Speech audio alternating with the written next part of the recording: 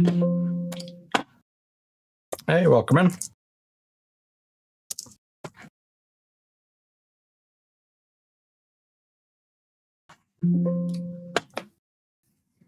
Ah, nice, got that bench power. Did I send you the Handtech one or the Owen one? I think I sent quite a few out last week. Or was it this week? It was this Monday. I sent about 5 out this Monday after I mentioned on the stream I was giving them away.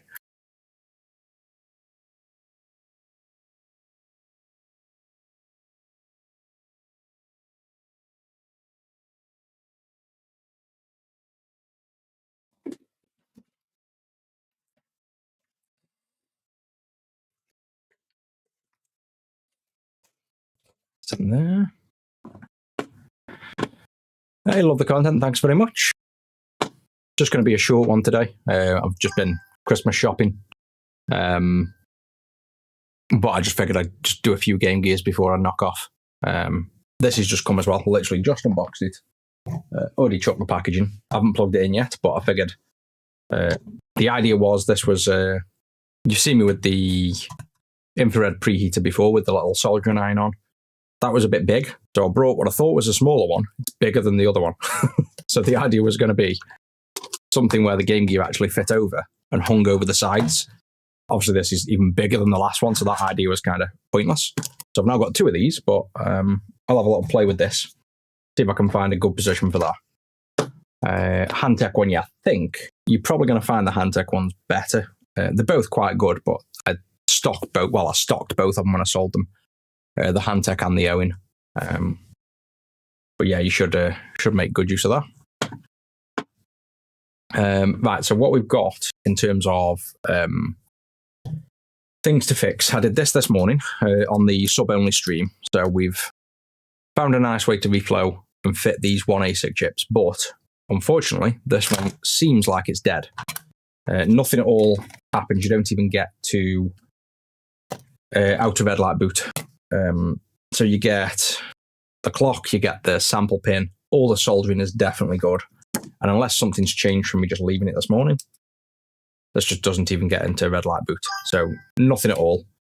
So it looks like that ASIC is dead. So we'll swap this ASIC out. And then I've got one other Game Gear I'll take a quick look at. What we're doing, we're basically trying to, well, I'm going to play with this a minute to probably remove and solder that. And then we've got another Game Gear to look at. Let me just grab the other one.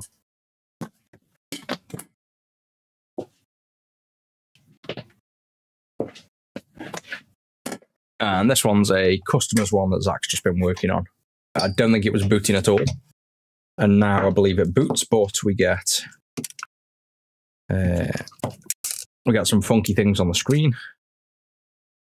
So we get this, which I can't recall seeing before.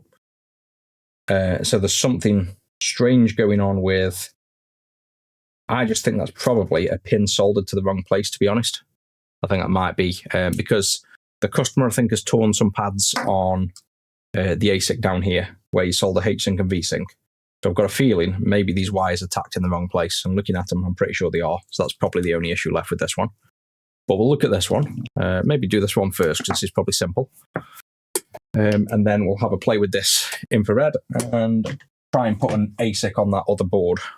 And then that's it, really. Like I say, nice short stream. I don't want to be on too long. I've just been out all day. But I fancy doing a little bit of work first. So let's take a look at this. I can't quite get this back into the bracket. There we go. Flip this over. Let's take a look over here. So what happened, like I haven't seen this yet. This is literally one, like I said, it's just been worked on. But what I hear is apparently the customer has torn these pads down here where the H-Sync and V-Sync go. So zoom in nice and close. No. He hasn't torn the traces, he's soldered to the wrong ones though. So the customer's also soldered to the wrong place by the looks of it.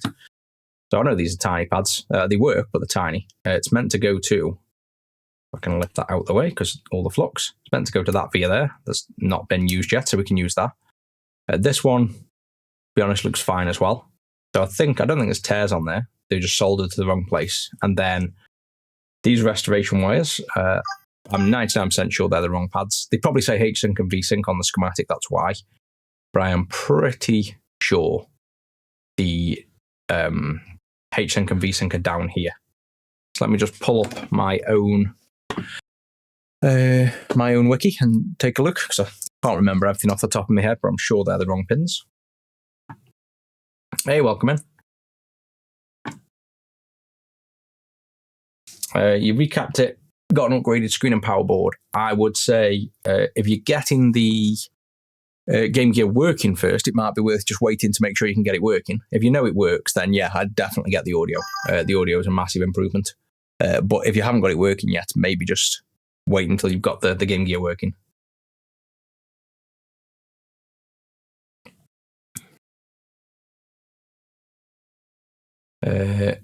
Ordered a regulator a bit ago. What's your order number? I'll jump on and check for you. So getting to red light boot is where we have the pinouts for this. So let's scroll down and see. We are one ASIC. I'm sure. Oh no, not getting to red light boot. It's reading game cart. There we go. So yeah, so these are the wrong pins. I mean, in fairness, it does say H-Sync and V-Sync on the schematic, but it says NC, which means not connected.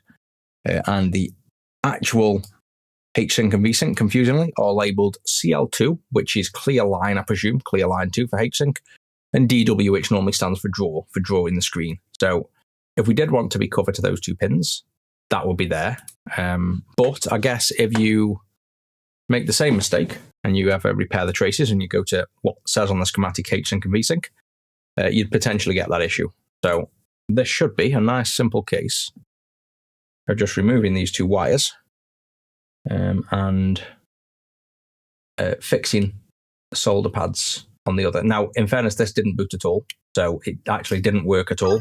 The customer had not got a working Game Gear, but the A6 bin reflowed and some of the work, and it then worked, but obviously there's been remaining issues here.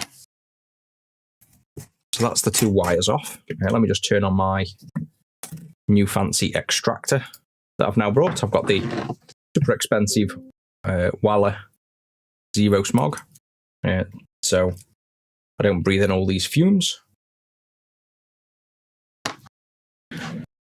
Let me just quickly check on that order for you, see why it's not gone. R53163.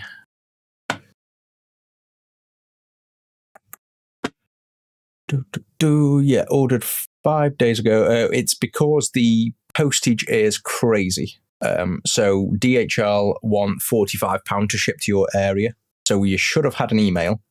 It looks like actually, now what we've done is because DHL want insane amounts of money to ship, it's like a remote surcharge on certain addresses, which means it costs more than the entire order. We've sent it Royal Mail. So your let me just follow the tracking. I won't give the tracking out on stream, but I can send you the tracking. I can email it you. Yeah, it's in transit. It is just leaving the UK. So I'll just email you this tracking now if you give me 2 seconds. But yeah, we have two options. One is normally to email customers and say, do you want to pay more money to cover?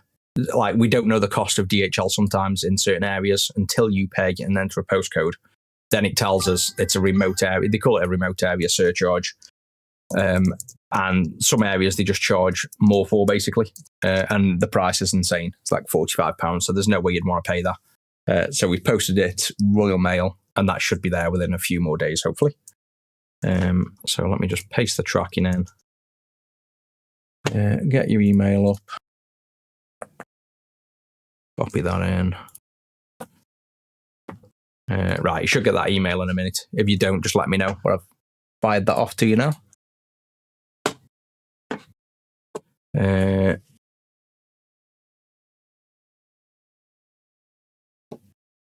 Hoarding all the RAM. Right then, what was I doing? I took them two wires off. I was going to redo these pins. I was going to turn this on. So this is my nice fancy Wala fume extractor. But I don't have the remote turn on switch at the minute. That didn't get delivered. So I have to walk around and turn it on. So I'll just leave that running for now. Let's go over the top. And we want to zoom right in. And then we just want to repair. Well, this one isn't repair, this is just blobbing solder. I presume this one worked and they thought they'd damaged the trace on the V-Sync and they haven't, they've just soldered to the wrong place. So, if we go on this one, what you can do to solder on normally, and I don't think it's broken. But I mean, this tip is giant tip. I'll probably, just for this one, get me a little tiny pointy tip out that I rarely ever use or find the need for. Just so I can actually get right into that pad, because there is quite a bit around here. Blob solder on. There you go. So that one's fine. This one needs, what shall I use? I'll use my grinder, but I've got a crazy oversized tip on this grinder at the minute. I don't know why I put such a large one on. So this one might be, yeah, it's bigger than the hole. We'll just use a scalpel instead. It's way too big. And we'll just get into that trace there, or that via rather, to expose that via. And it looks tiny, but you can actually solder to it. Pretty simple. So that'll expose the via like that. And then with a bit of flux on, we should be able to just tin this straight up. We don't work on PS3s, unfortunately. We did so many of them, and they're always dying. The RSXs are dying, so we don't bother doing them. That's all we ended up doing when we used to do them. Fixing RSXs or doing all kinds of things around that, and the fixes never really last, so we just stopped working on them, basically. What are we fixing? We are fixing a couple of Game Gears. But this one hopefully should work. You can see that's now on that tiny via under there and soldered solid. That was the pad that the customer went to. I presume what was wrong. These look okay. That's on. T10's on. So I think we should be good. This should, I presume, work now. If there's no other issues.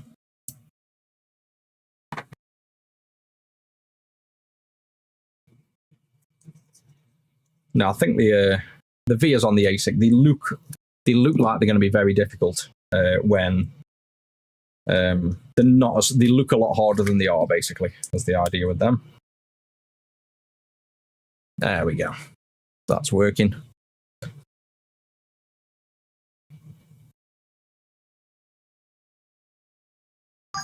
Yeah, that one's all stable. That one's easier. I'll chuck that back to Zach. That was Zach's to work on. I think, yeah, that was his game. That can stay in.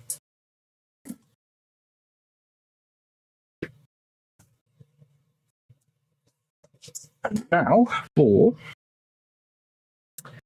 playing with this extra infrared heater I've now got, because I brought one thinking it was smaller than the one I had, so I could fit the Game Gear over, and it turns out it's even larger. So what I was originally planning was to use these little stands. So let's move that out of the way a minute. The goal was going to be kind of get these big heavy stands, put the Game Gears in the middle of them like this. So I've had them in between these two stands. So it can be a bit easy, move this around, get the infrared heater under, but obviously AliExpress didn't really give sizes, so when it's come, it's literally just been delivered, bigger than the Game Gear. So my idea of kind of having pads either side has gone out the window, because it's a bit awkward working on this where, you know, this is got a sort of float on here. Like it's a bit in the way, but I guess that's what we're dealing with now. So I'm going to chuck another ASIC on, because this one just doesn't work at all. But I figured we might as well just play with the infrared heater and put a bit of infrared on at the same time, basically. Oh, God. Tired. Been up early doing a stream and then been shopping all day, so not exactly going to be a long stream today. Stick drift on PS5, same thing. We used to work on controllers. We cut back all the stuff that ended up being like rabbit holes of extra work, and to be honest, controllers are usually grimy from customers using them, or you replace a thumbstick and then they'll complain about a trigger that was never a problem and nothing to do with the repair. So they just ended up being nightmares to work on for the sake of £20. It just was not worth our time. So we don't work on any controllers now, basically due to that. We had to kind of streamline a lot of the stuff we were working on because we're busy enough as it is all the time. So we cut out anything that was sort of slow or non-profitable like a year ago now. And we're still flat out with everything else. Good amount of my first Game Boy Color, drop-in screen, clean amp, clean power. Nice, yeah, you should go nice and easy. If you have any issues, just jump on Discord or just catch me when I'm on lives, basically. So this thing is on, turn on, heat, I guess, up. Yeah, simple enough. Let's set this to 200. And then I guess we just wait for that to get up to temp, which hopefully won't take long. We're just going to sit here until it does. So I guess do that until the temperature gets up. And then we'll put this board on. I've got a random ASIC here as well. Like, not pre-rehearsed or anything, just sitting on my desk by my solder. So I don't know whether at some point, I don't know if it's worth using this one, because this might well be a dead one that I suspect is dead and I've left off. I don't really want to put this back on and then it be a problem again. So I'll probably leave this one because I'm not really sure whether this is working or not. I'll grab a completely different Game Gear that we'll put on. How long have we been doing debugging electronics? Well, I've done hardware like for probably 15 years on and off. I did it a bit ago, 15 years ago, doing Xbox controllers. Then I kind of went back into software for 5-6 years without doing any hardware. Then I did hardware again for a couple of years. Got a bit more into it, and then when I started retro, like 7 years ago now, betas, I've done it like most days now, like full time. So been doing it quite a bit. PS4, I don't think we work on them again with like the newer stuff. Yeah, we ended. To be honest, most PlayStations are awful, so we don't do PS3, PS4. The only thing we do on PS5 is HDMI ports. They're just awful to work on. PS1s are ace. PS2 slims are good. PS2 fats, the ribbons break all the time. So yeah, PlayStations, unfortunately, are one of the ones we don't really touch much.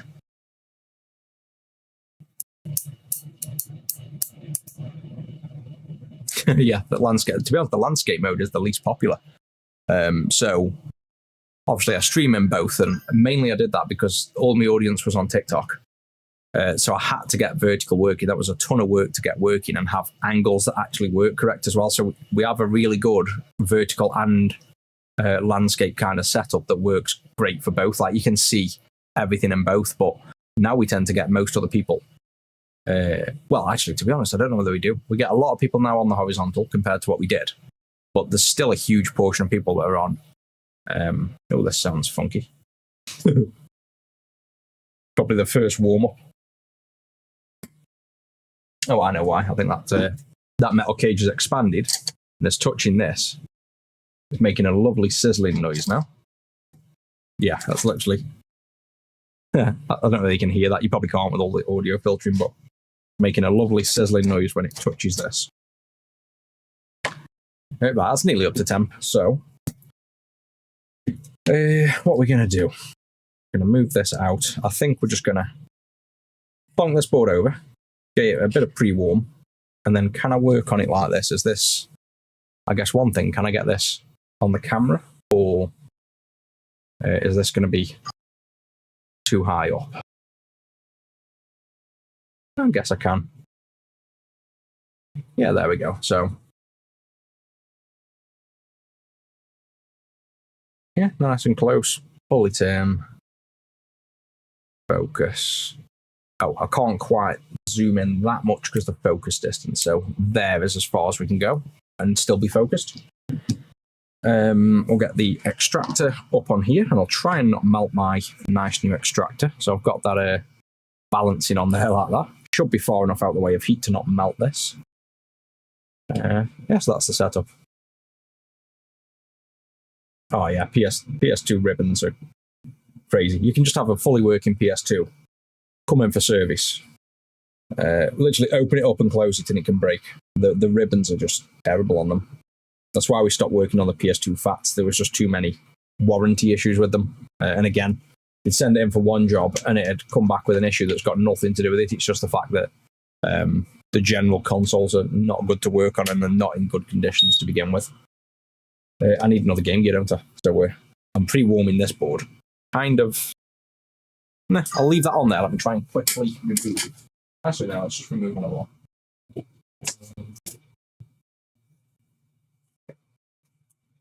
Alright, so let's take this one off a minute because we need to actually remove. Oh shit, let's remove the screen as well. This has got a clean screen on. This is, oh, that's going to melt as well. I'll just get the plastic connector off. 1 second. I'm just about to chuck a random Game Gear on. And realise that camera's pointing miles away.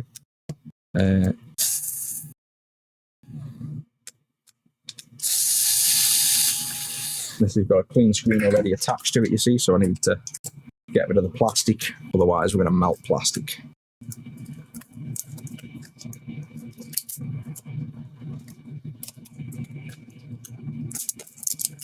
Well, you can go off. Screws on the floor somewhere. Right then, let's try again. We might as well preheat this one to remove the chip. I forgot we hadn't actually got a chip off yet that we want to use. And again, we don't really need this preheater, but considering I've brought it, I might as well use it today. Get the hot air. This as well, for those that were on obviously the sub-only live stream, you saw this new hot air I've got is crazy good. So this now runs at 330 degrees Celsius instead of 480.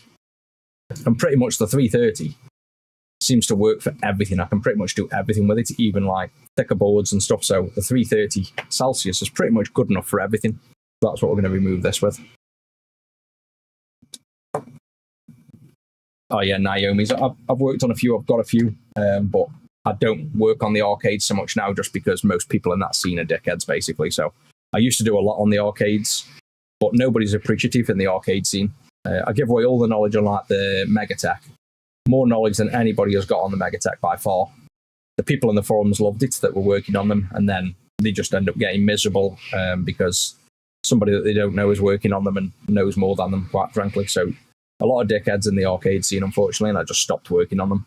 But I can help you with them if you have issues. I've reballed the Dreamcast chips that are on the Naomis and done a little bit of diagnostics on them. I've done more on the Megatechs, though.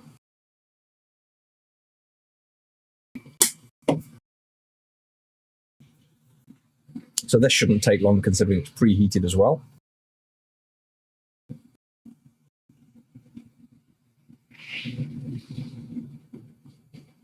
Got the Dreamcast Clean Power. Yeah, glad you like it. That's actually now the third revision, I think, of that. And I've got a really good, stable one now. There's actually a minor revision coming in the next batch as well. Which, as that, I think I've just ordered it. I think we've like used the old ones and the new ones are due to come. They're just not here yet. That makes them run even cooler. So same design, same like exact same design. I've just tweaked a few components to make it run cooler.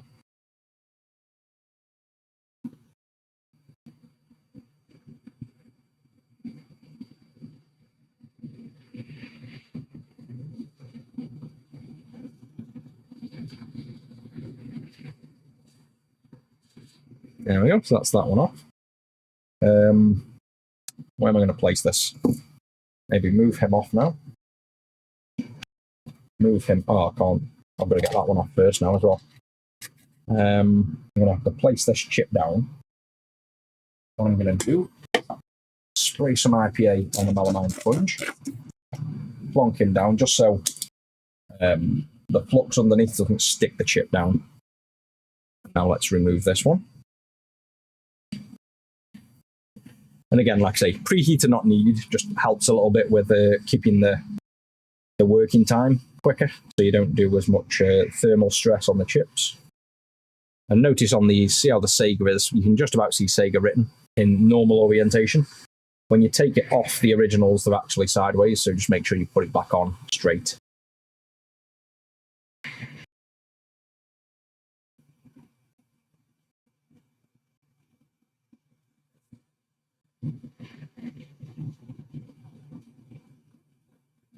Oh, nice. First time catching me live. Yeah, I wasn't even going to come on. Like I said, I've been Christmas shopping today. But I just figured I'd quickly jump on and do these 2 Game Gears. So I won't be on long at all. But yeah, quick little Game Gear work. Most unexpected thing I've come across on chips. We had one recently. It's in a stream not that long ago. We had a SNES come in that was running like Mario crazy quick, but like genuinely on the original hardware, it was a fault in the CPU. And it made Mario like go crazy fast, but the rest of the game worked at normal speed. So pretty mad how it was working. So I've actually kept that chip because I said you can do genuine speed runs on original hardware, but the fact that the chip actually is faulty in a way that makes the character run faster. So would that be classed as like genuine for speed running? It's like original hardware, even though it's faulty.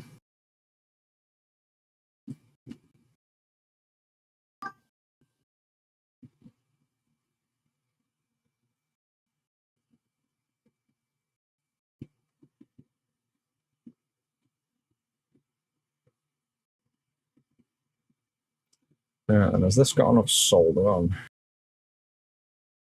Yeah, them legs should have enough solder. So, the one thing I said as well on this, on the sub-only live stream this morning, we need to bend these legs down slightly. I nearly forgot about that step, so move him out of the way a second. Move him up there. What we need to do, and this is because these chips don't really... That warm? That's fine. They don't sit flat enough, so these pins don't go far enough past the black to work right. So I place them on here, place them flush, and then bend up slightly to bend the legs down. So it just makes the legs stick past the black. And then this way they should still be in line and flat, as you can see. But we just bend the legs so that they, when they solder them down with hot air, actually do protrude past the black casing. Otherwise, they don't make contact with the pins. Basically, that seems to be the main issue with the 1A6. It is making the pins actually contact the board. So I'll go around and bend all 4 sides down. And now you can see the black casing there, how the legs are now all sticking past the black casing. So probably zoom in a bit. So see how they're now sticking nice and clean. There's the black casing, and there's the pins, so that the pins are protruding nicely past the black case. So when we hot air this down now onto the board, these pins can all make good contact with the PCB. Otherwise, they don't. So that's a step I do now on every one ASIC. So let's bring this back in. I've just dropped the chip. Great. No doubt bent a load of pins. Yeah, of course it does. Wicked. Oh, the worst thing that could have happened. Oh, yeah, it's bent like more pins than I even know what to do with.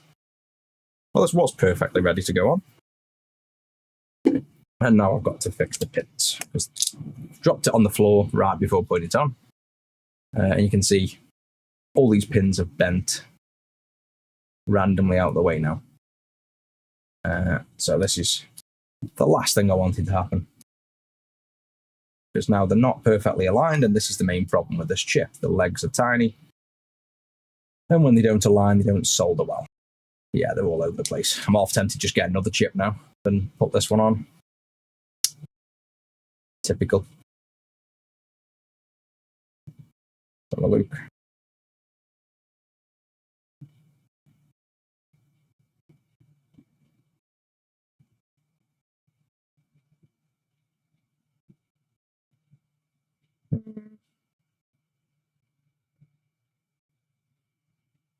I might just give it a go. Let's see how well aligned they are. Well, I'll tell you what, let's see how well aligned they are on this. It's a telltale sign. Oh yeah, we're missing. The pins aren't even there on some of them, that far bent. Just because I rested it on the edge while I was moving this infrared heater into place.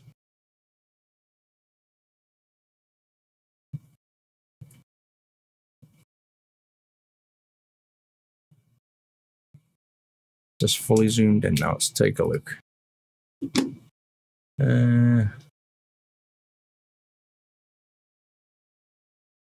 It's really hard to even see the pins as well. But these are all misaligned, you can see. So, well, you can just about see. This one starts going off. This one does. And this is where it's hit the corner. So they're now okay. This corner is miles off, but maybe that's just the whole chip needs nudging. And you've got to really get these pretty accurately aligned for these to go on right.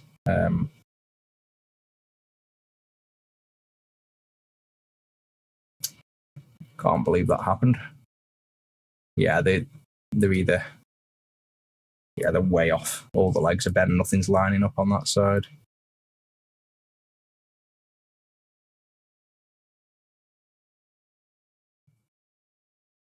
That's now a full pin out.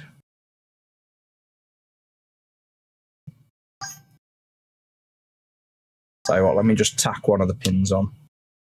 I don't normally do soldering on it. I normally hot air the whole thing on now, but let me just tack that corner pin so I can maybe try and move this into position, see if we can get it anything like. But we're going to have to bend any pins in that aren't perfectly aligned before we hot air. And you know what? I don't think it's that bad. There's the Rusty icon. See, I wish I could get the little Rusty mascot to show up on the chat overlay, as opposed just in like YouTube, and that'll have a go with that. Yeah, I think we've recovered it there. That wasn't too bad. I'm not exactly happy because the pins might not be at the right height now, but I think that's good enough to attempt a reflow. So yeah, try not to drop the chips. It's the worst thing you can really do. Zoom him up. Get this on the preheater now again. Focus in. Zoom in as much as we can before it goes blurry, which I don't think it can focus that far. So there's as close as we can zoom in. So now the preheater's on. Get the extractor nice and close. Get some flux on. And I've gone back on the nozzle as well for those of you that saw me using this nozzle for a brief period, this kind of nozzle that is the same shape as the chip. I've gone back to just the normal nozzle because I can't see what I'm doing when I use that other chip and I can't align things. So that's why I've gone back to the old nozzle.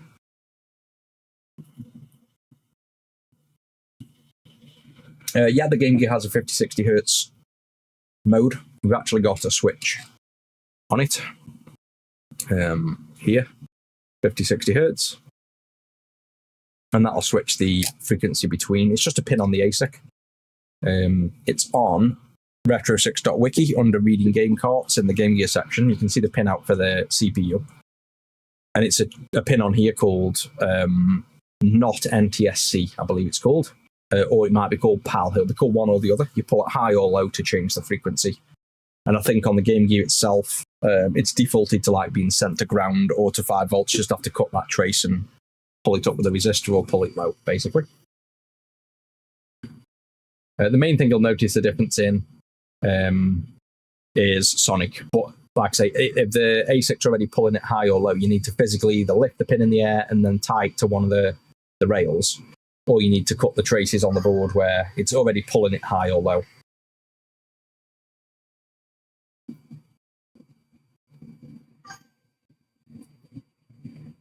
Yeah, same thing with the lifting these and bending pins 100%. I do it on the one ASIC. That's why I brought this. Literally the reason I brought it. The two A6, the pins are big enough and I don't really bend them. But one ASIC, definitely.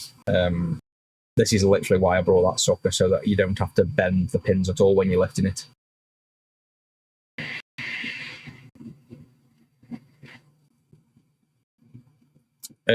Yeah, I bet there is. I won't have the nozzle for the Xbox ones unless I can check in a minute after this. I've got some RAM chips in a box. It might well be the same size as the VDP, 14mm by 20mm. But if not, we can check AliExpress. But to be honest, I'd just recommend doing this technique anyway, going around. I wouldn't really. I wouldn't recommend the nozzles just because you can't see what you're doing. You know, it's like it worked great when I showed it off, but I like to be able to see the pins reflowing and be able to nudge and push down and stuff like that. And you kind of lose all that. It's a bit more difficult to do that.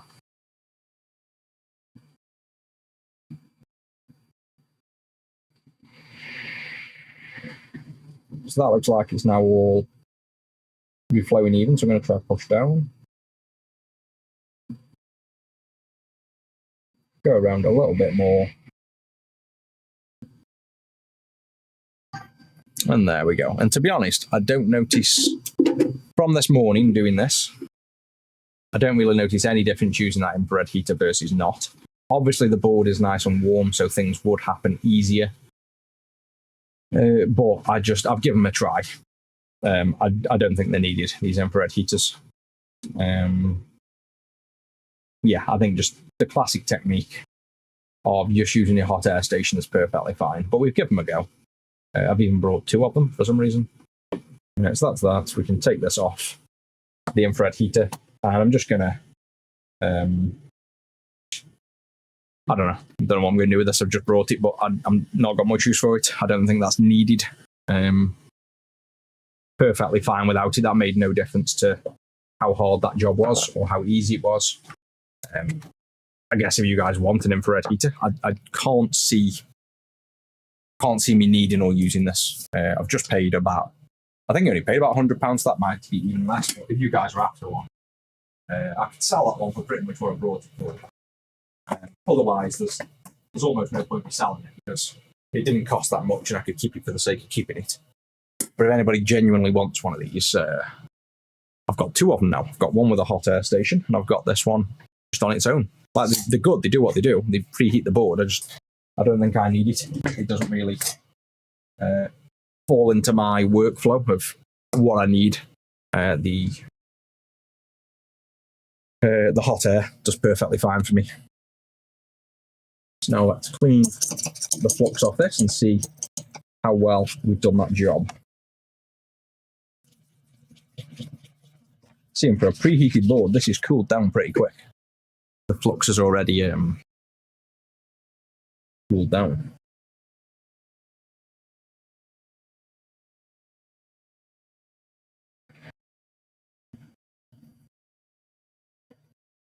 So there's going to be usually a couple of shorts as well on the ASIC.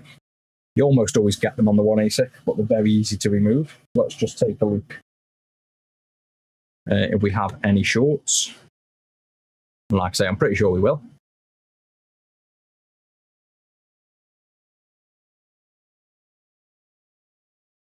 Yeah, the switch doesn't change the size of the picture at all. It's purely speed. I can show you if this works. I'll show you what the switch does so you can see. Yeah, we've got one little blob down there we need to fix. That little blob. A little bit of flux. Get the iron.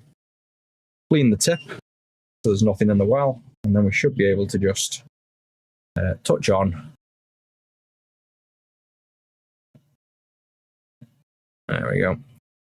Get rid of that solder. Not quite as clean as my one this morning, but they all look soldered.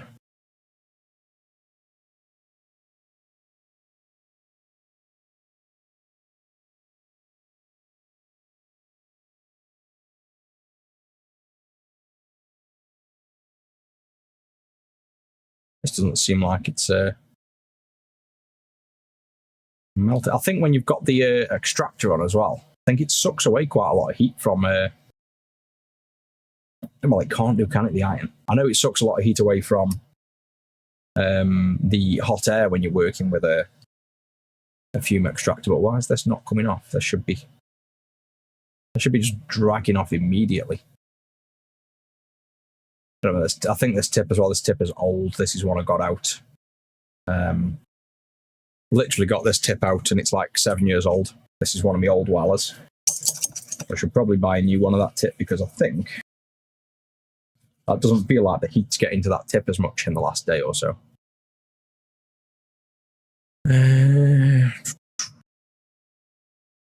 Right, there's no shorts on them, so now what I need to do is go over it with the microscope, because no matter how well you do these, at least at the minute for me, you always end up with at least one pin that doesn't seem to solder down.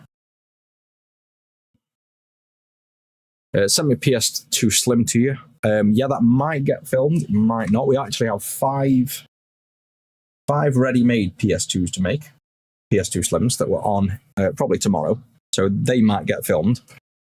Send-ins, we've got quite a few PS2 Slim send-ins as well, so we might have already done yours.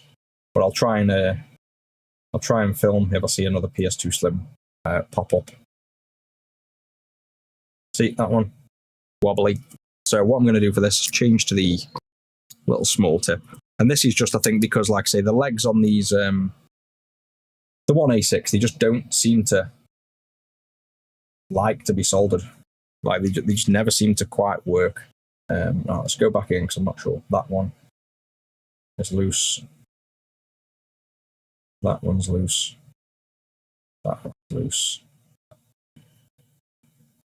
And this is just, I think, how these are going to be. Because they're such a fine pitch, and because I haven't used them and practiced enough on them, whether I just need more practice or whether this is just the shape of the legs on these chips, this might just be the case for a good while, that once you solder one of these down, you've got to spend that bit more time going through every single pin and checking them. This is awkward to get into the position for this one.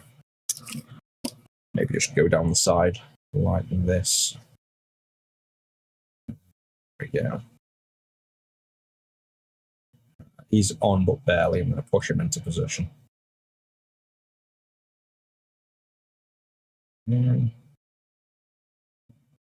He's on, but I don't like the look of him. Going to reflow him.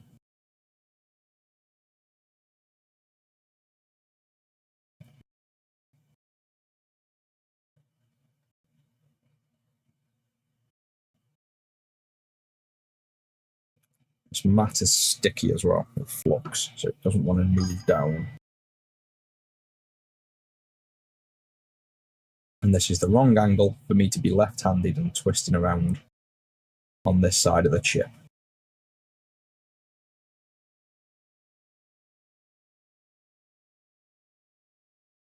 This seems all okay. Apart from him.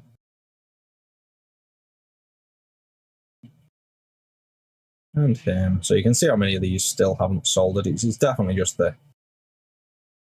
these pins just never seem to be flat, and I don't know why. Just never seem to lay flat. He's still got a join. So that join we apparently cleared, you can see, is still in the middle of the pins there. Just dragged off.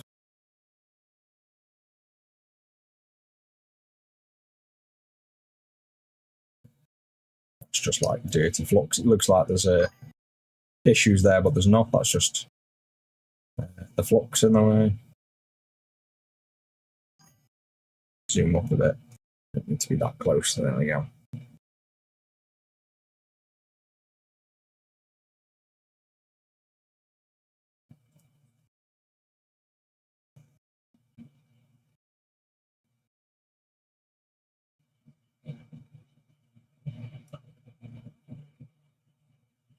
So unfortunately, these 1A6, even though there's only one chip to put on, they take the same time as the 2A6 because they're just more difficult to solder. So it's kind of, I thought these were going to be a nice and quick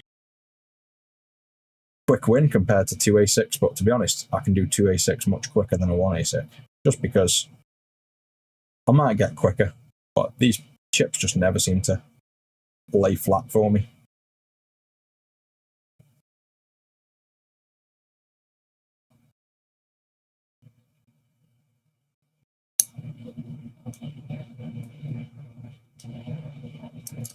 All good. This little bit here that you see, these 3 pins are actually joined, so that's there. These 2 are actually joined on the circuit, so if you see a bridge here, it's fine. And the same up here, these 2 are actually joined under on the PCB, but again, you don't see them there. But if you do, there's no problem with that. So all them are soldered on well. But I guess the question is, does this work?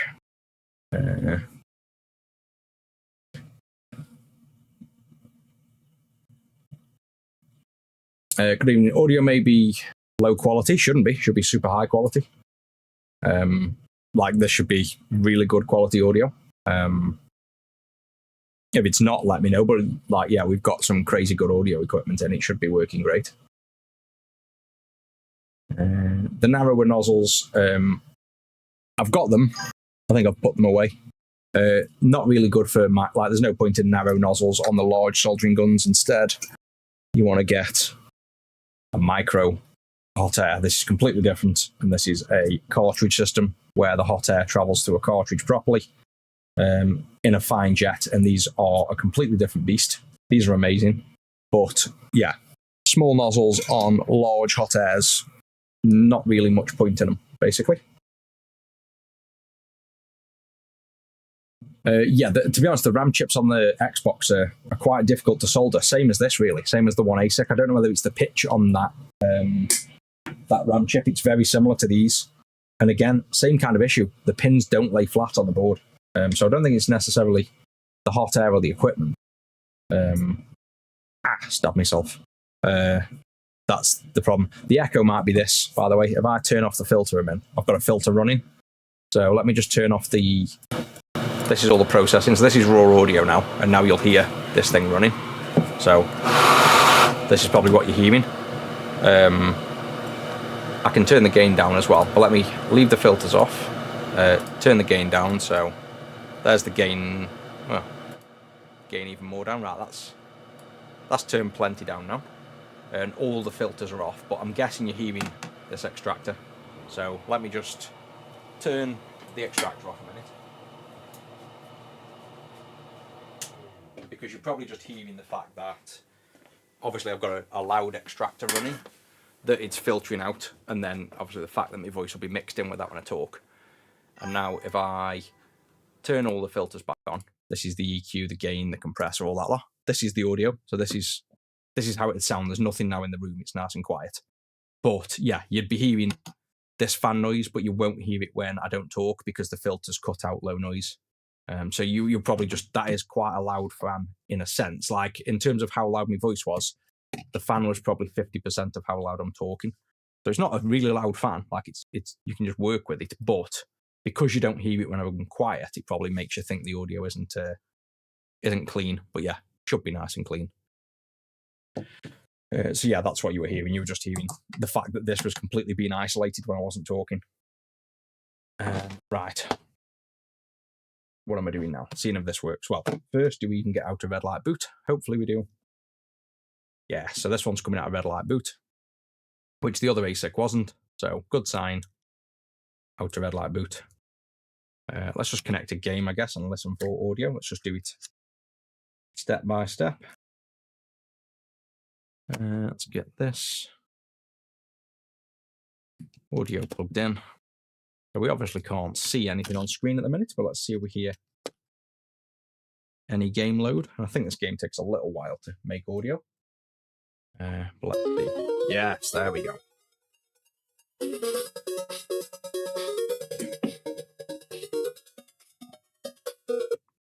There we go. So screen there now.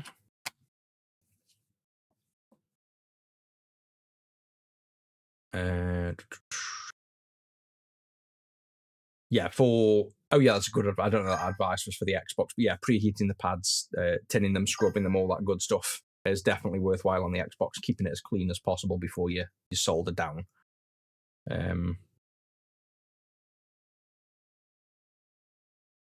Funnily enough as well, for the battery stuff on the Game Gear, now the clean screen is more efficient than the original screen, especially if you turn the brightness down a bit. And if you use a Clean Juice, which is our battery-powered version of the power board, so instead of using AAs, it has LiPo batteries. It'll last over 20 hours. Obviously, if you turn the brightness up, you'll reduce the playtime. But yeah, the old Game Gears were so bad on batteries because the original fluorescent tube in them is a mains voltage tube, and that was literally, I did all tests on it when I first reverse engineered the Game Gear. I did all power draw tests, and I think the Game Gear runs 70 milliamp without the backlight. Once you put the backlight tube in, it runs 400, something like that. So it's all similar to these, though. The power in these is all the backlight. So if you want to make your console last longer, just keep the brightness as low as possible, and you'll massively extend the battery life.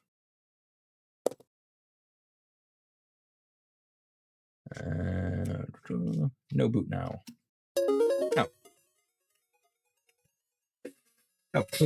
So clean screen isn't booting on this one. This is one of the things where, see the boot light here? If I plug in, of course it's working now.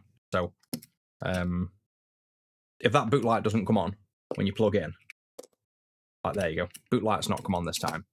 That is because this debug port down here is not filtered at the minute. The next design will be. So when I plug USB in here, it's a very rough start and very unclean voltage.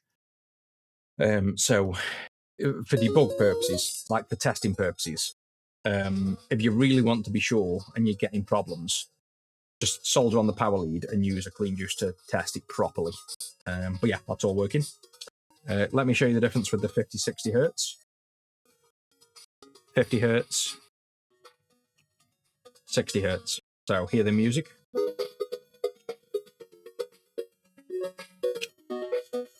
And then if you want to be really noticeable, we put Sonic in, which of course I don't have because we always lose Sonic. Let me nick Zach's again.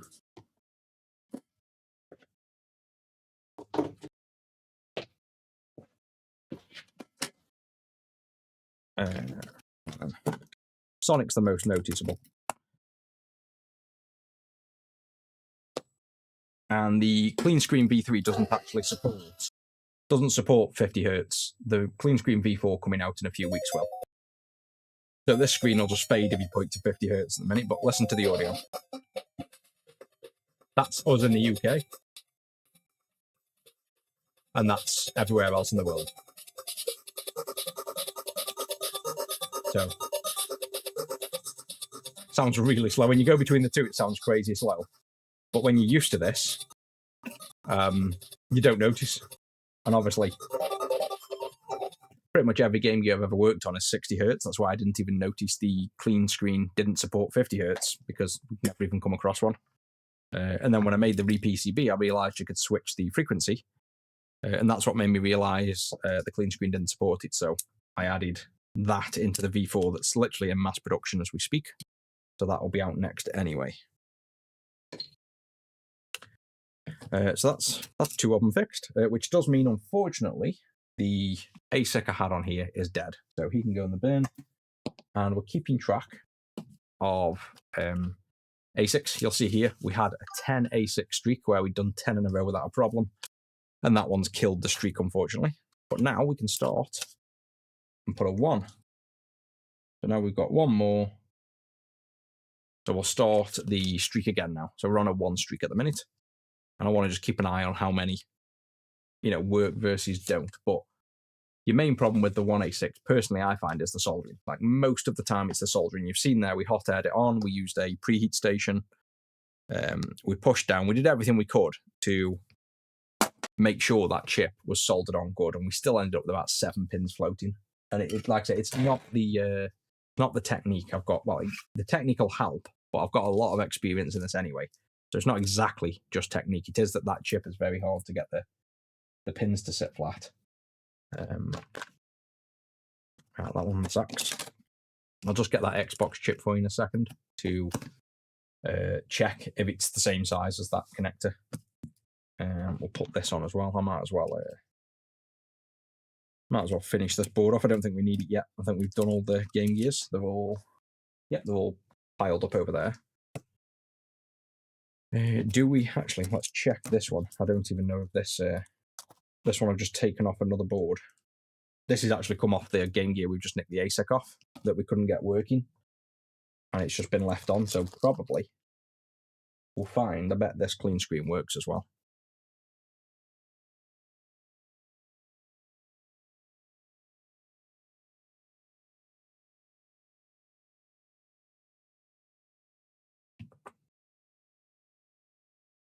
Yeah, a little pressure down on the chip. Solder pad. Yeah, we did that on this one as well. It's exactly right. Pushing down on the chip really helps with if the pins are not quite flush. And I also bent them so the pins come down below the chip. I mean, what probably didn't help on that one is I dropped the chip on the floor. That really didn't help with the alignment thing. So maybe if I hadn't to drop that chip, we'd have had more success. But I think just the sheer amount of times, well, I've only done it 20 times probably now, but the amount of times I've soldered them and the pins are never on no matter how many times you try. I think you've just got to hot air them down and then go around them all and probe with the dental pick, find the loose pins and touch them up. I think that's just the process in general at the minute. That's kind of the process you have to follow. Maybe when I do more and I get better, I'll find just a sweet spot where I can do them, no problem. Let's just see if this clean screen that come off the other board works. Yes, there we go. So I've got myself another clean screen. So that's all fully working.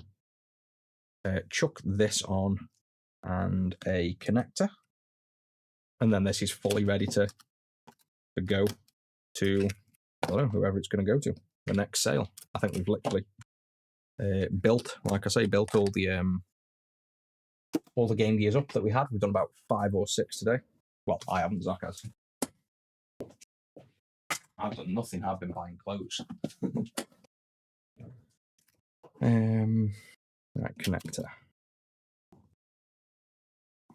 Oh, I've turned the extractor off as well. I'm going to hold my breath for soldering these 6 pins. I'm not going to turn the extractor on for 6 pins.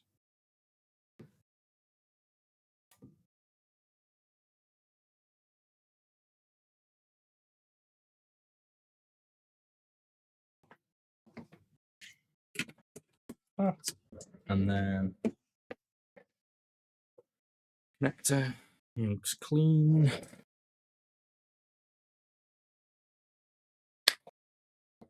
Just put the extension port on now and we're done.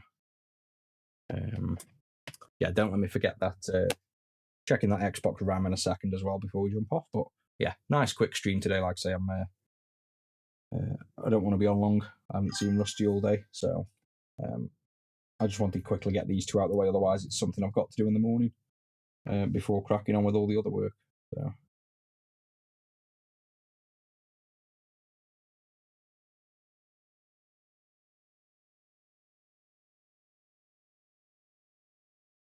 Mm-hmm.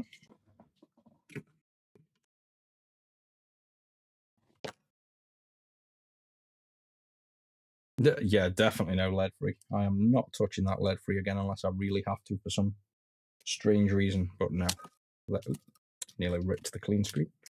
Forgetting he's dangling loose. Yeah, lead free is awful to work like. I think it's again just lack of skill on it. I've not used it really for a long while, and it's the techniques, temperatures, timings, all that good stuff with using the leaded stuff just doesn't cross over to lead free work. It's completely different timings and processes and things, and I'm not used to that at all. The last step is just solder these few pins on, clean up that really shit job there, because that was when I was holding my breath and moving my head out the way.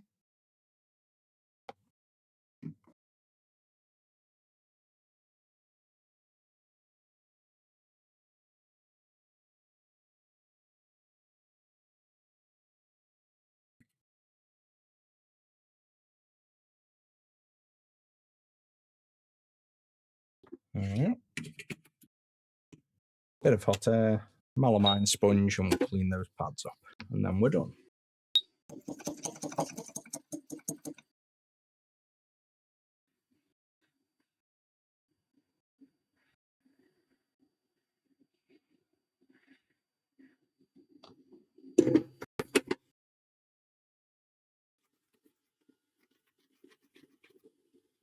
There we go, nice and clean.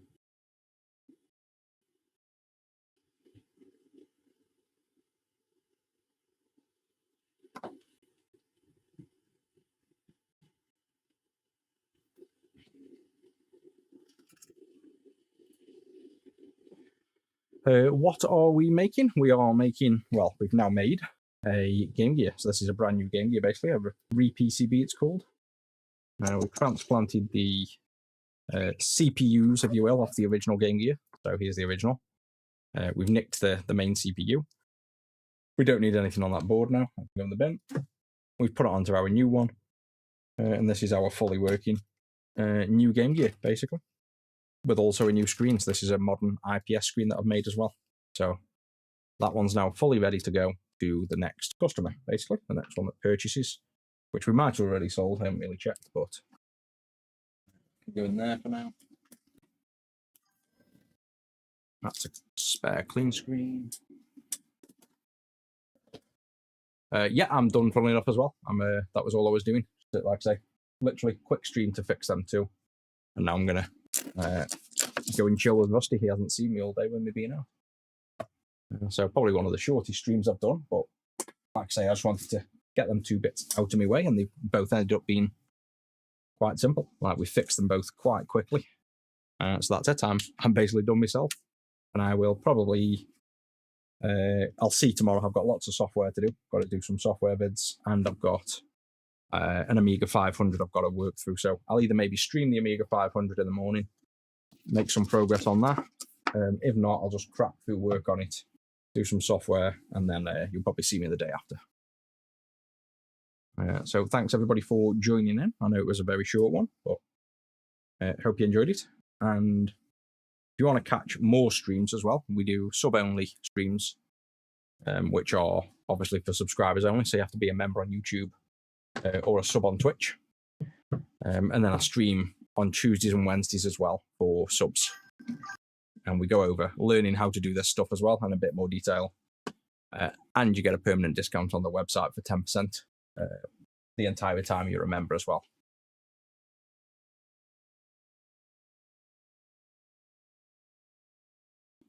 I think what I'll do as well, the next revision of this re-PCB, I'm going to shorten the length of them pads. So I think what will help is, let me unplug that microscope now, squeeze that running. I'm going to make these pads closer in because they seem like they don't need to be that far out like the original. And if I can, I don't know if I can on these, but I'm going to make them slightly wider so that they hold a bit more solder. So we've already got quite a fine pitch. But even if it's like 0.05 mil, make these a little bit wider, a little bit shorter, and bring them in a bit. That might help as well with the amount of solder that ends up landing on the pad and balling over. Short of that, there's not much you can do. This is the pitch of the pins, so you kind of can't do much more than that, but at least I'll do that. That might help as well. Oh yeah, RAM chip before I go.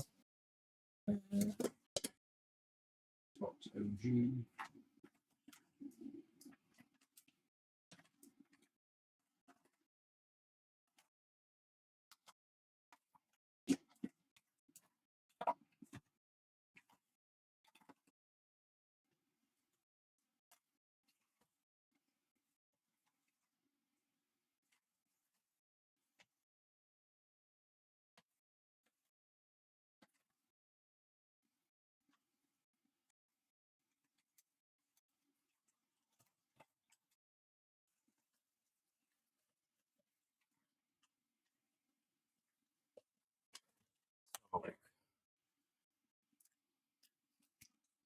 So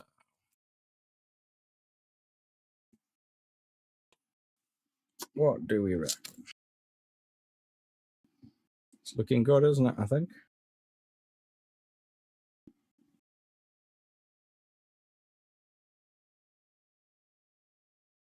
Yeah, look at that. Yeah. So same size as the VDP, exactly. So you want a 14 by 20 mil nozzle, basically. But you might need to get the quick K8 or a nozzle that supports this kind of screw-on style to use them. I think there are actually there is a nozzle. Somebody sent me a link to these nozzles for the quick. Let me get it you 1 second. Which one have you got, by the way? Which have you got one with this kind of screw-on nozzle, or have you got the quick 682 or whatever it is? I've got a link to both.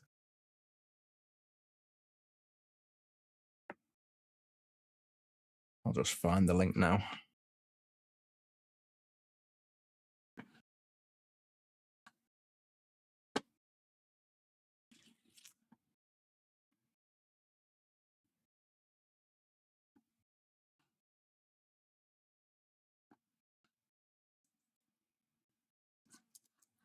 That's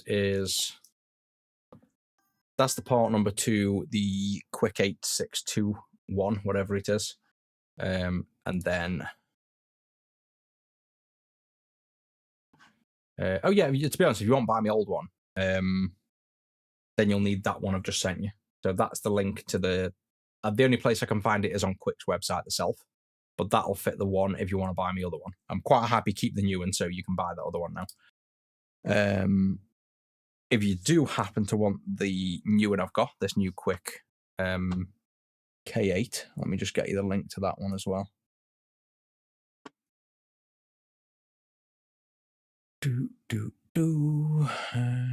Man, I buy some stuff.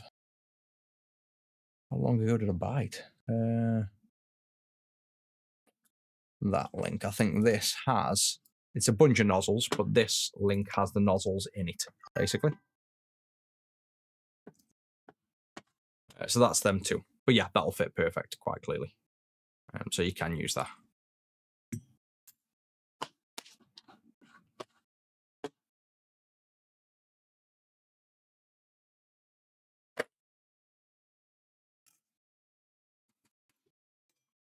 So yeah, thanks guys for joining in, and I will catch you maybe tomorrow.